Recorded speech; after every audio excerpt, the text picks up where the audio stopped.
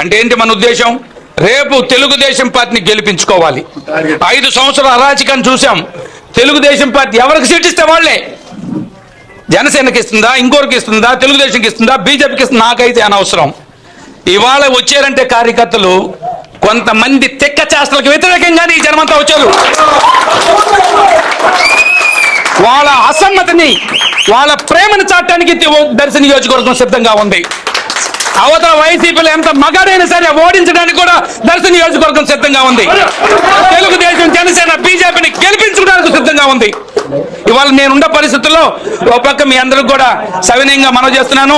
నువ్వు కార్డులు ఇవ్వాల్సింది. నా కొడుకు పెళ్లి మార్చి 28న ఒంగోలులో A1లో జరుగును. మీ అందరూ కూడా ప్రత్యేక ఆహ్వానం చేతులెత్తి నమస్కరిస్తూ పిలుస్తున్నా. ఒక పక్క మా మామ చనిపోయినాడు, ఇప్పుడు వెళ్ళాలి.